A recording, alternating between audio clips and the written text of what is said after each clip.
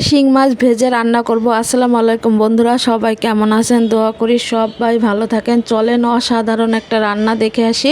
আর অবশ্যই যারা ফেসবুক ইউটিউবে দেখতেছেন, যারা ফেসবুকে দেখতেছেন পেজটা ফলো করে দিবেন, যারা ইউটিউবে দেখতেছেন অবশ্যই চ্যানেলটা সাবস্ক্রাইব করে দিবেন। এই দেখেন আমি আগে পেঁয়াজটা ভেজে নিছি, তার মধ্যে কিছু কাঁচামরিচ দিয়ে দিলাম। আসলে আমি পেঁয়াজটা ভেজে তারপর কাঁচামরিচটা দেই, এরপরে এখন পানি দিয়ে দিব। এই দেখেন এখানে আমি সবজি কেটে রাখছি, লাউ আর আলু। আসলে মাছ যেরকম মাছও ভেজে রাখছি, মাছ যেরকম সেইভাবে সবজি কাটতে হবে, তাহলে রান্না করলে দেখতে ভালো দেখা যাবে এবং খাইতেও মজা লাগবে। এই টিপসটা কিন্তু আপনারা অবশ্যই ফলো করতে পারেন। এই দেখেন মাছ আগে থেকে ভেজে রাখছি। যাই হোক, এই দেখেন আমি এখানে দিয়ে দিছি পানি দিয়ে দিছিলাম, তারপর অল্প একটু আদা রসুন বাটা, তারপর দিয়ে দিছি হলুদের গুঁড়া, মরিচের গুঁড়া অল্প একটু দিছি, যেহেতু মাছ রান্না করব এই জন্য আমি মরিচের গুঁড়া বেশি একটা দিই না, মাছ রান্নার ভিতরে মাংসের ভিতরে দেই। যাই হোক, এখন দিয়ে দিছি স্বাদ মতো লবণ। এটা দিয়ে তারপর মশলাটা সুন্দর করে কষায় আমি কিন্তু এখানে জিরার গুঁড়ো দিছিলাম, আর লাস্টের দিকেও কিন্তু আবার একটু দিব। এখন যে আমি মশলাটা সুন্দর করে কষাইতে হবে। আমি কিন্তু সবসময় যে কোনো রান্না যদি আপনাদের সাথে শেয়ার করি, আমি কিন্তু বলি সবসময়ের জন্য যে মশলা ভালো করে কষাবেন, তাহলে তরকারিটা খাইতে বেশি ভালো লাগবে।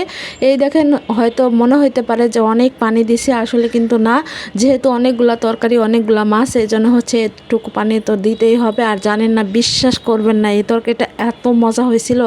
এইভাবে ঠিকভাবে রান্না করে খাবেন, দেখবেন অনেক ভালো লাগবে। আমি যে মশলাটা সুন্দর করে কষায় তারপর সবজিগুলো কষাইছি, তারপর আমি ঝোলের পানিটা দিয়ে দিছি। অবশ্যই কিন্তু এটা পানি গরম করে সেই পানিটা দিবেন এই ঝোলের মধ্যে, তাহলে তরকারিটা বেশি ভালো লাগবে। মানে এমনি ঠান্ডা পানি যদি দেন, এটা বলক আসতেও অনেক সময় লাগে, আর তরকারিটা খাইতেও কিন্তু বেশি একটা ভালো লাগে না। এই দেখেন তরকারিটার ফাইনাল লুক, অবশ্যই জানাবেন কেমন হয়েছে। আর খাইতে তো অসাধারণ হয়েছিল। আপনারা যেহেতু খাইতে পারেন নাই, আমি খাইছি, আলহামদুলিল্লাহ খুব ভালো হয়েছে। সেমভাবে রান্না করবেন, অবশ্যই অনেক ভালো লাগবে। আর শিং মাছ যেহেতু, এটা যে একটু ঝোল ঝোল খাইতে কিন্তু বেশি ভালো লাগে। আর এই তরকারিটার কথা এখন আমার মনে পড়তেছে ভয়েস দিতে যায়। আসলে আগেও থেকে একটা ভিডিও তৈরি করি, তারপর সেই ভিডিওটা ছাড়ি, তাহলে এই তরকারিটা আমি আগেই খেয়ে ফেলছি, এরপরে যে ভয়েসটা দিতেছি, মানে ভিডিওটা ছাড়তেছি আর কি। অবশ্যই আমার রান্নাবান্না কেমন হয় অবশ্যই জানাইতে পারেন, আর সবাই আমার পাশে থাকবেন, আমার জন্য দোয়া করবেন। আমি আপনাদের জন্য দোয়া করি আপনারা সবাই যে যেখানে আছেন ভালো থাকেন। আর জানেনই তো যে আমার মন মেজাজ অনেক খারাপ, তারপর যে সব কাজই করতে হয়। যাই হোক, সবাই আমার জন্য দোয়া করবেন, আমি আপনাদের জন্য দোয়া করি। আর আমার ফেসবুক ইউটিউবের বন্ধুরা সবাই যে যারা ফেসবুক থেকে দেখতেছেন অবশ্যই পেজটা ফলো করে দিবেন, আর যারা ইউটিউব থেকে দেখতেছেন তারা সাবস্ক্রাইব করে দিবেন। সবাই ভালো থাকবেন, সবার জন্য অনেক দোয়া থাকবে।